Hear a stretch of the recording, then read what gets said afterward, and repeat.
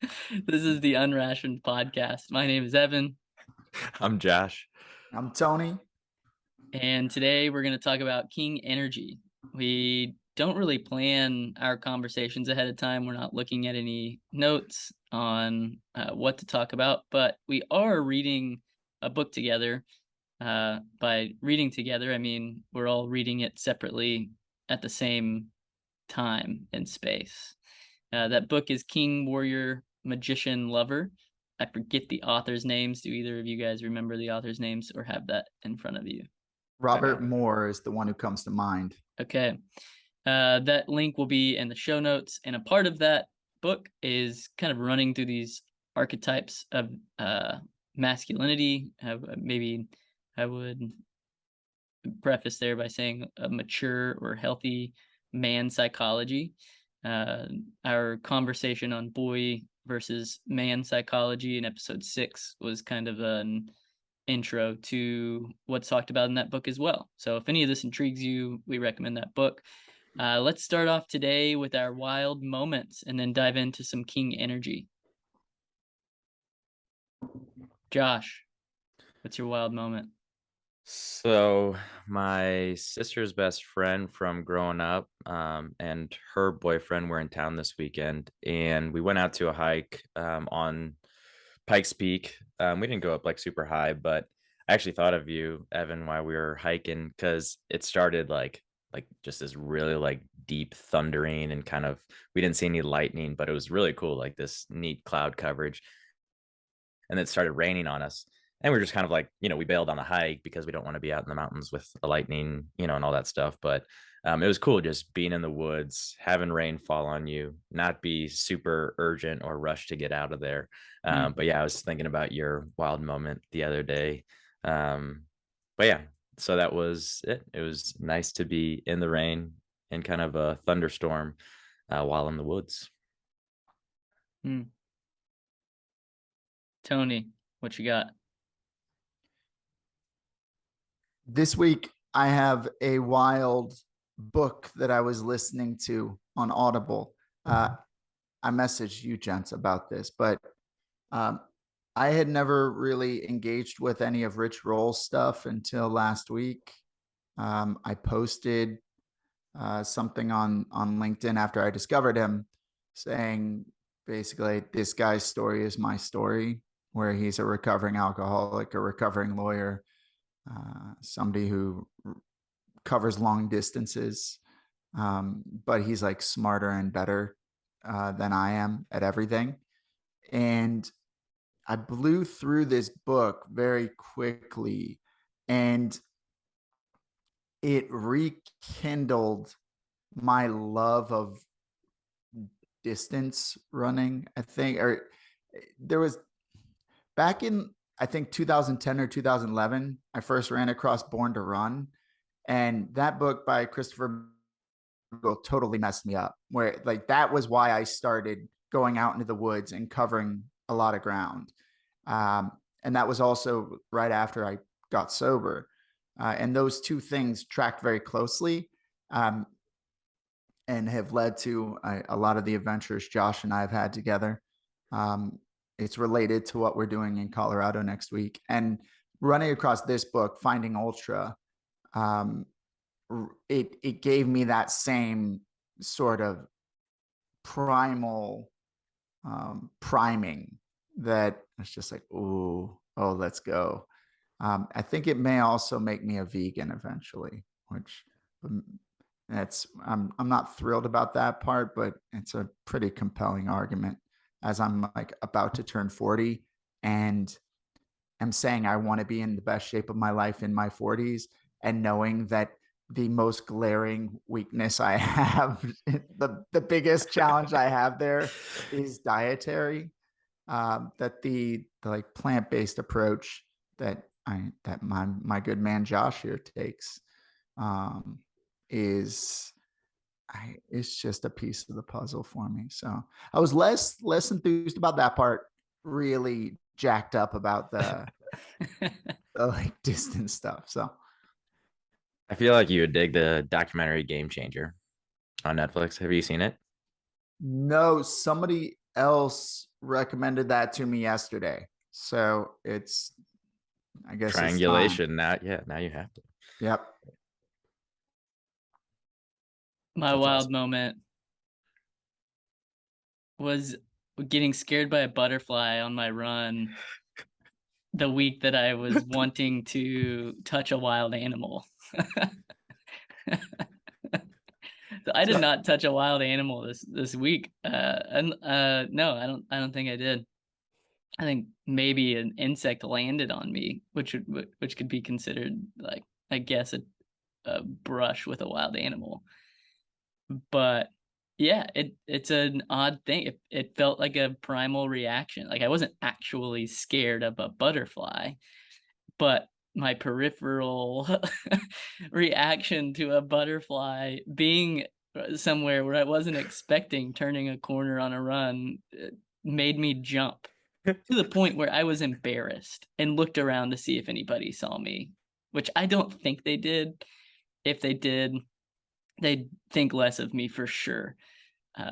And so that also felt very primal and embarrassing the week that I wanted to touch a wild animal. I was like given this opportunity to touch a butterfly maybe, and instead I jumped as if it was going to harm me in some way.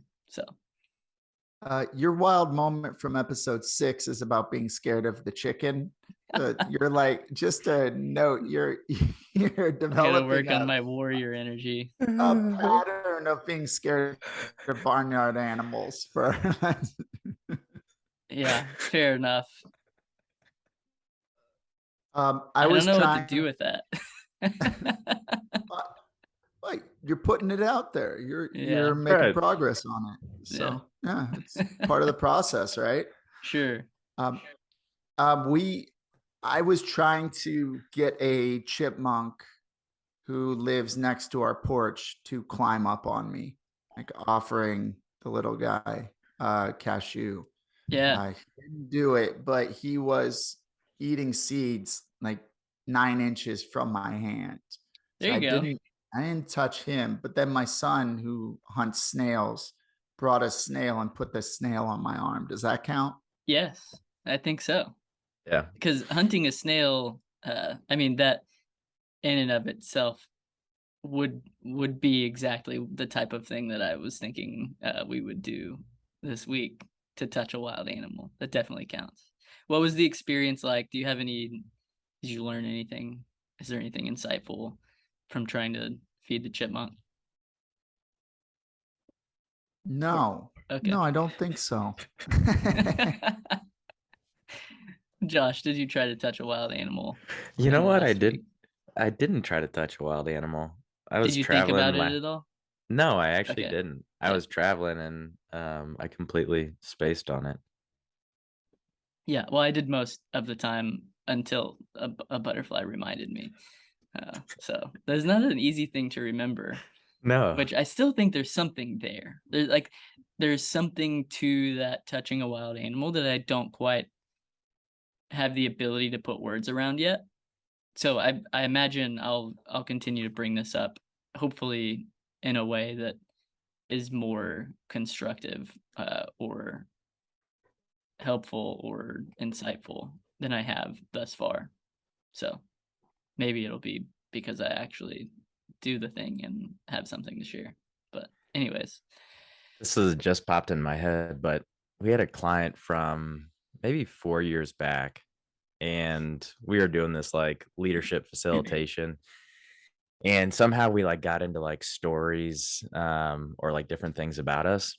And this guy shared that he has like a compulsion to charge wild animals if he sees a wild animal.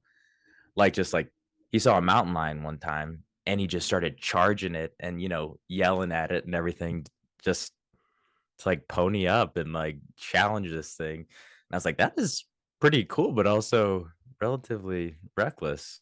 But yeah, that just popped into my mind that some people enjoy trying to touch wild animals and also challenging them in their own territory. So yeah, which we do not recommend. no, that's That not. Yeah, that's a good point. And I am very curious, like, I just biologically, I'm sure there's something that is awakening within him that his ancestors had to tap. Like, it, it's very intriguing to think about that for me. And Hmm. maybe that's what I'm trying to get at, is the space time we're occupying. It's fairly new that we don't have as many interactions like that, Yeah. and that I'm trying to find meaning there, or trying to learn something from that, but that I can't quite articulate. What yeah, King energy.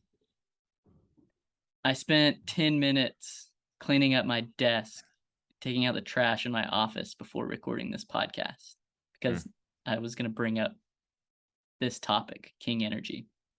My desk has been in chaos or disorder for at least a month, probably a little longer. And cleaning it up, I found a check to the Georgia Department of Revenue that I never mailed off. It was stamped and addressed and sealed. And so that is now in my mailbox with the flag up. I can see around my desk, and I feel at peace sitting in front of my computer in a way that I have not in over a month. To me, that is a form of king energy. Where the king is, there is order, is the simplest way I know how to say that. As you guys have read through King, Warrior, Magician, Lover, what are your thoughts on king energy? I have two thoughts while you were talking. It's funny that you cleaned up your desk this morning. So I moved my office down in the basement over the weekend, partly because my office was up on our top floor, and we're having our third kiddo, and so the kiddo's nursery is now gonna be in my previous office. So now I'm down in the basement. However, I spent time like getting my workspace ordered, tidy, all that good stuff. So right before, I hopped on this call, I had like a little sandwich baggie. I had like these, I don't know, peanut butter pretzels that were in it yesterday that I was eating. And then I had a plane ticket on the ground. And I walked down, I was like, come on, man, clean your crap up. Like, so it's funny, like I did this like little tidy beforehand. I was like, you just got down here. You don't need to leave wrappers and all that stuff. So it's funny that you did somewhat of the same thing. The other thing that I was thinking about is when my wife listens to this, she's gonna hear you say that you had that stamped and like ready to mail, and she's gonna be like, "I just wish Josh would put it in the envelope and actually put a stamp on." So you took it two steps further than I actually would. It would just be like a piece of mail that is unopened, and all of a sudden Laura's gonna open it and be like, "Are you gonna take care of this? Because it's your thing to take care of." And then she's very gracious and kind to me. So those were the two things that popped to mind or popped in my mind while you were talking. I have a couple other thoughts, but I'll let Tony share. Seville is definitely in the same boat as Laura on that, Josh. It's just like, why don't you just do the thing? Actually, make it that far. Um, yeah.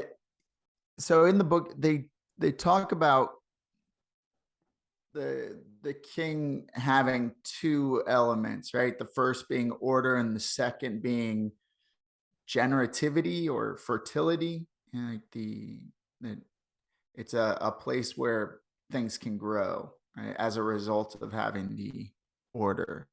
Um, and listening to you gents talk, what I'm finding in myself, um, since we moved up to Canada last year, it is an interesting feeling out of the four archetypes. And I don't, maybe we'll end up taking these in order, just 4 episodes in a row. um this is the one that I immediately relate to the least, I think. um and I've seen things suggesting that it's sort of the overarching archetype, um or like the ultimate of the progression. Is that right? Yeah, the king a healthy king embodies the warrior, magician, and the lover, but Right. a magician doesn't necessarily embody the king. So I do think there's some sort of hierarchical structure of these archetypes where the king is the pinnacle, or the holy of holies, the highest of the highs of these archetypes. Yeah. And since moving up here and getting a little bit of land, and so we've got 18 acres and we've got this big yard, and like our family's growing, and um, it's been another level of maybe starting to feel uh, that archetype, but then at the same time running into some issues where, so I got out of law to join Josh at Mission Matters. So I had a huge professional change. And then I had a number of what have felt like really big sort of life admin challenges related to emigrating, like dealing with the immigration system, tax stuff, like importing the car, like all this sort of stuff. And um, I think those two things, the professional and the move, both like revealed to me the like my ADHD brain, which I've never reckoned with.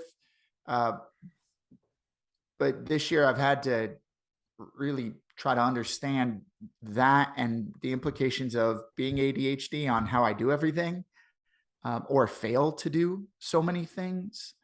And it's led me to start trying to create order, not by my doing as much, but by my getting much better at building support systems around me, which was the point I was trying to get at. And it's not necessarily a thing of like being on top. The king is like the ruler of the domain, right? But like both of you gentlemen are part of my support system, right? And in a way that is helping me embrace you that king energy of like you both help me create order in things I'm doing that then allow me to focus on things that are generative and things that help with growth. What you're saying reminds me of chess, where the king's options, the king's movements are fairly limited in the scope of the pieces, but the king is surrounded and protected by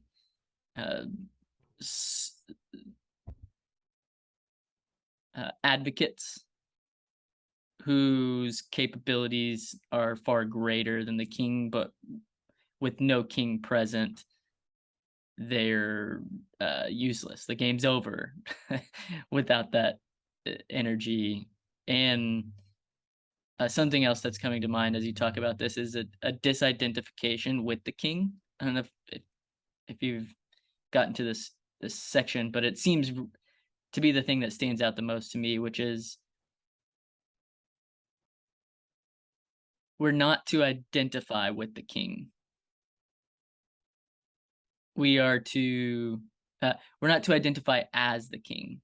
We are to carry the king's energy. So a word picture or analogy I would use for this I got from this guy named Duncan Trussell. I was listening to a podcast of his yesterday. He's a comedian. He's very funny and also somewhat philosophical.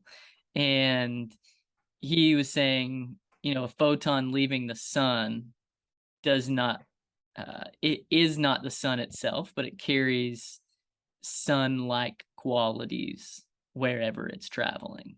And I think that's the king. So we are not the kings. There's a distortion when we identify as the kings, but we carry a king-like energy, or we can carry a king-like energy. Is that from that source. Is that different than the other three then? In the way of we can more directly identify with the other three archetypes than we can with the king? Is what you're saying makes perfect sense. Does it extend all four, do you think, or So I think the way archetypes work, just take a step back from those four, just in general, and go to archetypal structure or how to think about relating to them, is they are ideals that can never actually be attained. So that they are something to move towards. But mathematically, I think you could think of it as an asymptote. You can ever get closer to the ideal, but you can never actually fully embody the ideal. So archetypes are pictures and mirrors at the same time of where we're going and then where we actually are. So a mirror also means that you're always looking to something and that it's out in front of you, so eternally out in front of you. So I do think that's the same with all of them. Whenever we identify as the archetype, there's a distortion that occurs. If we think that we are ourselves the archetype that we're moving towards. That makes sense.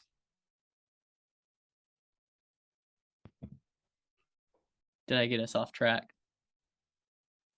No. I learned quite a bit. Like, I feel like the way that you articulated that was fantastic. And it just made a lot of sense to me. While you were speaking, it made me think of the story from when I was first out of college. My first job, or my first job out of college, I worked there for a few years, and I admired the CEO. Like, I just thought he was an amazing leader, just like embodied that king energy. And I would show up to work early. I like getting up early, and his car would always be the first one in the parking lot. And I admired that so much. And so one week I'm like, you know what? I'm gonna beat him. Right. This is that boy psychology, like thinking that I'm gonna show up before the king does or something. And it took me, so every morning I would like get there. I think the first morning I got there at like 7 and his car was there. And I moved it up 15 minutes. Tuesday 6:45, Wednesday 6:30. I'm like, my gosh, when does this guy get here? So I'm like, I'm all in. I'm going at like 5:45 or something on Thursday morning. I ended up beating him. But I had a sense of like pride about that. I showed up before the king did. But like in retrospect, looking at that, I'm like, that is totally that immature, like prince energy, trying to be something that I'm not. But anyways, it's fascinating to like look at that now in the form of archetypal energy. And like, what did that mean? What was I trying to show or prove? No one else was in the parking lot, but I had some sense of pride about it or accomplishment, which is really interesting. I also think of the movie Lion King just because it's been on fairly often right now, which is I'm really happy that this one's on.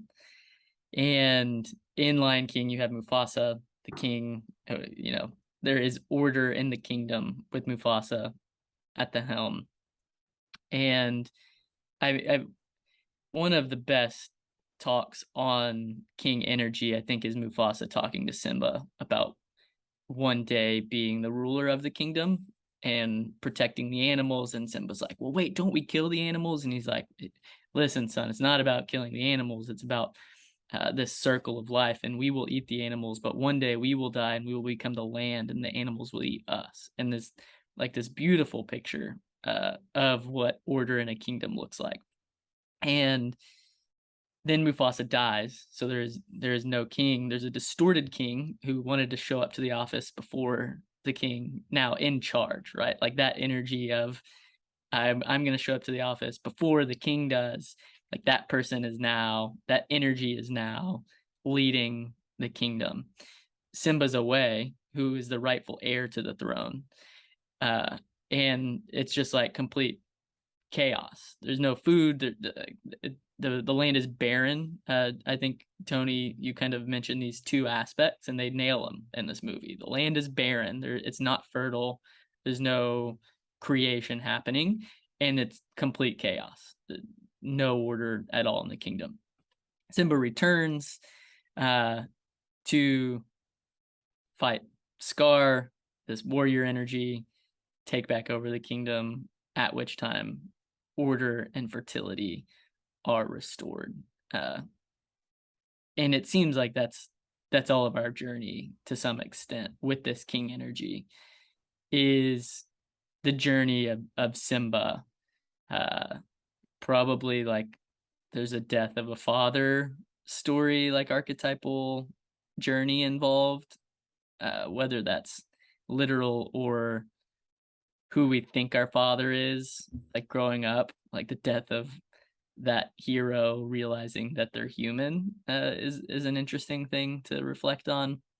And then, you know, going on our own journey, finding ourselves, this Hakuna Matata mindset, where there are no worries, and not necessarily a king energy, but something that I think we often explore in adolescence. Maybe we talked about that last episode. This idea where we're, um,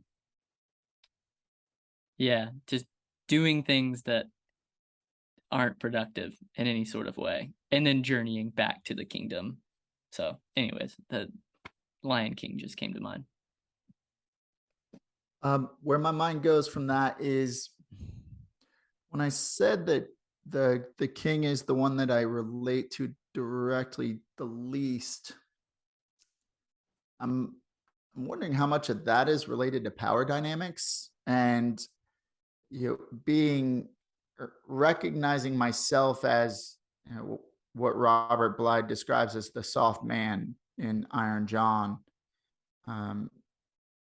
Growing up with this I would say conscious desire not to dominate other people or not to try to control other people, while at the same time my there were shadow aspects to that of trying to do precisely that without explicitly doing it, right? Like being manipulative, being underhanded. But it's interesting that the archetype of the king isn't actually about control. It isn't about exercising control over other people. That it's about there being order. It's about there being the ability to have things grow, for a healthy ecosystem to develop. I find that interesting that it's because it's the shadow king, like it's the unrealized archetype that is focused on the control aspects, right? To your point about Scar in The Lion King. Yes, in the book, something that stood out to me and will stick with me about king energy is it's the king does not desire to be seen, but to do the seeing. The king's role, the king's responsibility is to see the kingdom, to see the people in the kingdom, and to encourage and give gifts and be generative. And so when the king, I mean, when we see in movies, when we think about stories, and the king is on this pedestal, even it being carried by people, a skewed view of that in a shadow king is desiring to be seen, and as they are carried through the kingdom, that is what the fanfare is about, is the king being seen. A king, a healthy king, like not in the shadow side, is doing the seeing, and the elevation is not for the king himself, but so that the king can see everybody, not just the people on eye level. So this elevation aspect of the king is not for the sake of the king, but for the sake of the people, and that's really important. And it very easily gets skewed, and in fact, most stories with kings end where the king energy gets passed on to somebody else. Like the line in the book is, "The king is dead, long live the king," which means that king, that person, that individual that was lifted on the pedestal was not actually the king. They were carrying an energy, and long live that energy somebody else is going to take it and carry it on from here. So there does come a time when it's either physically like there's an ailment, or psychologically the king embraces a shadow where that energy it moves on to somebody else, and they are wanting to be seen and not be doing the seeing. But that image now of a king being lifted up and carried through their kingdom is completely different for me. And a healthy king is doing the seeing and able to see the kingdom fully and be generative with that seeing, not be seen themselves. I'm going to move on. I think the next episode would be, let's explore some of those shadows a bit more. Can we spend 2 episodes on king energy? Sounds great. Yeah, sure. Okay, let's do some ordering in this episode. So at this point in the episode, if you would like to listen to us chat about our packing list for Colorado and do some ordering for a trek. I've been calling it a trek. I don't know. Is this a hike, Josh? Is there like, what is a hike? What's a trek? What's an adventure? How do we describe what we're doing in a way I that's feel like accurate? I feel like a trek is a good way to explain it. It's a hybrid adventure with multiple forms of movement. Yes. Deal. Okay. So our trek. So yeah, we've got a few details to hammer out, and instead of not recording this, I thought it would be fun to record us doing some ordering and embodying a king energy, or channeling king energy to get ourselves in order. Cool. So I guess for people who don't know exactly what we're doing, so next week, Tony and Evan and our friend Billy will be showing up to Colorado Springs. Well, flying into Denver, but we're trying to figure out all the logistics because we have 3 people coming from all over the place to figure this out. So a couple things that I'd love to tackle is, 1, just make sure I understand travel arrangements, and then 2, make sure we're really solid on packing lists and let you know kind of the things that I'm covering in preparation for us all being together. So, Evan, I know that you're coming in early with Grace and Olive, and then they're flying out on Thursday. That's right. Okay. So do you know Thursday, were you gonna ask which day were you gonna ask? Well, I was gonna say, what time is Grace and Olive heading out on Thursday? 6 a.m. their flight leaves. So Yeah, we're baby. staying at that Westin Oh, cool. at the airport on Wednesday night, and I think we just walk to the terminal from there. Is that right? And then I'm going to go back to bed and wait at the hotel for you to pick me up later Thursday. Okay, cool. That's awesome. Billy, I think, is still to be determined. He said he might fly into Denver Tuesday, Wednesday, or Thursday. So we still got to sort that out. But whatever that looks like, Tony, my dad, and I will head up and pick you up in Denver, and then we'll head out to Buena Vista. I was thinking about this morning. So I sent Tony and Evan a text over the weekend about fabric to wear in the backcountry, and they call cotton like basically the killer of fabrics. And I don't think I explained that you also need to check your underwear for cotton, just to make sure that was known. So that is another thing. What temperatures are we dealing with? When I was out there a couple weeks ago at night, it got down to like upper 40s, lower 50s, and then during the day we were 70 to 80. It'll drop down pretty substantially, I'm assuming, up on top of Huron. So, I mean, being out there, we should plan for 40, 50 degree swings potentially, just to be aware of that. So a couple things on your guys' packing list. Or here, I'm going to go with things that I'll have for you, and then we can go with what the delta is.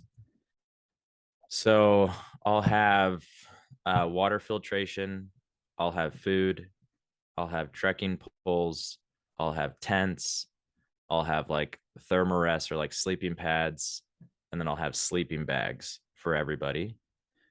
So those are like the main lodging / food items that I'll have. Things that I'll also have the satellite phone. I have enough headlamps for everybody, but I didn't know if you all had them, so I can supply them. I wasn't planning on it unless you all need me to. And then I'll have just like first aid kit, emergency stuff, emergency blankets and bivvies.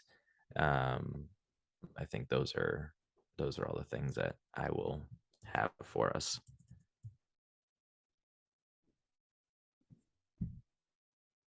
Things that you all need to bring are really just clothes. I do have packs if you need me to supply those. So I have like 8 to 14-liter packs that should be sufficient for the 2 days. So the primary thing that you'll be carrying on you is emergency clothing and then food. And then I'll have the water filtering systems that, you'll have maybe half liter to a liter of water on your person at any given point in time. And then we'll just filter water while we're moving. Clothing. This may seem silly to go into this much detail, but socks, non-cotton socks. Yeah, I do wool sock. Like your good brands are like Darn Tough, Smart Wool. This isn't an ad for them, but maybe we should try and do ads for clothing. Heck, if they paid us, I wouldn't complain. All right, Darn Tough is sponsoring this. Darn Tough. What was the other brand? Smart Wool. Okay. I'd bring at least 2 pairs of socks, maybe 3. There's only one spot that I think your feet will for sure get wet in a river crossing. Everything else was pretty stable. If there's, lots of rain beforehand, it might be flowing a little bit more. But I think we should be only one river crossing that I would imagine we'd get wet during. I'm going to bring 1 pair of shorts, rain pants. I have this like sun hoodie from Patagonia that I bring 2 of them. I wear one during the day the whole time and one at night that I change into. And then I'll have a puffy that'll pack down, and then I'll have a rain jacket. So that's my clothing list. I normally do 2 pairs of underwear. So non-cotton underwear. Do you wear them at the same time? No. Okay. Well, good question. Thank you. Typically in the backcountry, you don't wear 2 pairs of underwear at the same time. You'd want, but in every other day use you do, or at least I do. So I'll just give you a rundown too, in just terms of, or do you have any more questions on like packing list for you all? Or what else you would need to bring? Water bottle. The filtration system's like integrated. So it's like a soft pouch with a water filter on top of it. So I'll have one of those, like a 0.6 liter for each of you. And then I'll carry some on top, or another one just to have. Okay. So that's all we're going to be carrying in terms of water. Correct. Okay.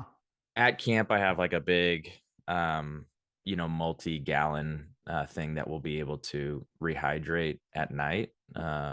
But on our person, we'll only carry, a small filtration. I did learn this. So when we were out there, or when I was out there a couple of weeks ago, I met this dude who was doing he was doing half of the Continental Divide Trail. And he had this just like an old school water bottle. And we were like talking about gear and everything. And that was his like personal bidet. So he was out there for multiple days. And he's like, yeah, man, I can't just not do that. So, that's a good thing to have. I will have a bidet for all of you. We're not going to use the same bidet. Fantastic. How fancy. Don't it's not intended to be your water bottle for every other use. It's a single function item. I hope we don't have any stories of those getting mixed up. That would be unfortunate. But make for a good story, probably. Yeah. Do you all have headlamps, or do you need me to get those for you? I got. I have a crappy one, Okay. so I feel like I just need to buy a new one anyways, because we use the crappy one, and every time I use it, I'm like, this is a crappy headlamp. I'll do So, another plug. I like the Black Diamond Sprinters. all right. They're rechargeable, very lightweight, good lumens. So those are my preference. But other things I'll have on me while we're going, not necessarily for emergency or anything else, but Evan, you're bringing your camera, and then I'll have a jet boil and some coffee because a mid-trek coffee break is quite nice. Nice. That sounds very good. I think I already told you this, but other logistics. So I have the route all planned out. I'm using like a Garmin site. So I have everything mapped out in terms of if something were to happen, where our egress points are. And just my dad will have all those coordinates if in the event something were to happen. I just push that out through the satellite phone. Your wives will also have all that information as well. So what the route is, what the egress points are. And then typically sometimes I'm cheap and I don't buy like the upgraded satellite package where you can just like text whatever you want from the satellite phone. And I come up with like a communication plan with Laura because I get 3 predefined text messages.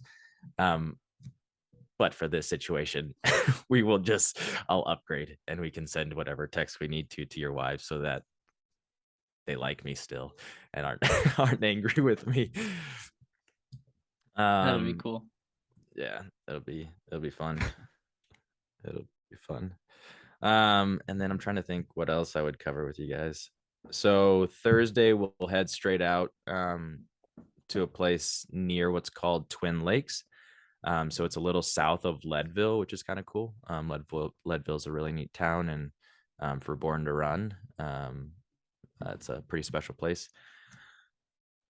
We will camp out Thursday night, and then we'll boogie pretty early Friday morning. What do you mean? What is pretty early? That's to be determined. Okay. That's part of the experience. Yeah. No, I'm excited about it. It's great. So we'll have 2 different tent setups. So we'll have a larger tent that we'll sleep in. It's just a bit heavier that we won't use for packing in. So we'll leave Thursday morning. We'll hop on the what they call Collegiate West. So it's part of the Colorado Trail system. But there's 2, it kind of diverges, and one goes around the west side of the Collegiate Peaks and one goes around the east side of the Collegiate Peaks. So we'll be taking Collegiate West, and we'll cover about 20 miles day one. Day one will basically culminate in a summit of Mount Huron. We'll head back down, hike another half mile, and then we'll have our camping site set up. So my dad will break down that tent system, and then we'll have some lighter weight, like 3 2-man tents at the night 2 campsite. And then that next morning, we'll boogie again pretty early. We have about 19 miles, 20 miles to cover that day as well.